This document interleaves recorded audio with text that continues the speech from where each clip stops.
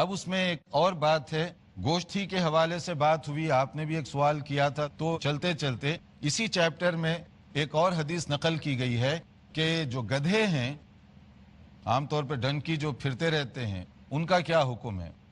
کہا گیا کہ ان کا جو گوشت ہے وہ حرام ہے، اس لیے کہ ایک بہت بڑا پروگرام چلا تھا ایک کنٹری کے طرف سے کہ وہاں پر لوگ بکرے کے گوشت کے نام پر وہ گدھے کا گوشت بیچنا شروع کر دیے۔ اب جب وہ پکڑا گیا تو مسئلہ کھڑا ہوا کہ یہ حلال ہے نہیں ہے۔ اب وہ لوگ بھی بڑے پریشان ہوئے کہ پتہ نہیں اس کو ہم حلال سمجھیں نہ حل سمجھیں۔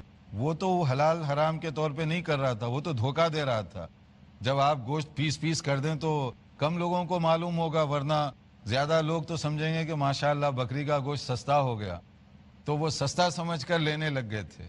تو چکر یہ تھا وہاں پر، تو اب ایشو یہ بھی پیدا ہوا۔ تو اب حدیث میں کیا کہا گیا آپ اس کو بھی سن لیجئے۔ بخاری اور مسلم کی حدیث ہے، ان اللہ ورسولہ ینہیانکم عن لحوم الحمر الاہلیہ فانہا رجس۔ اللہ اور اس کے رسول صلی اللہ علیہ وسلم منع فرماتے ہیں اس بات سے۔ یہ خیبر کے موقع پر، یعنی غزوہ خیبر کے موقع پر اس کو اعلان کر دیا گیا صحابہ کرام کے درمیان کہ اللہ اور اس کے رسول کا یہ فیصلہ ہے کہ یہ جو پالتو گدھے ہیں ان کا گوشت جائز نہیں ہے تمہارے لیے، اس سے منع کیا گیا۔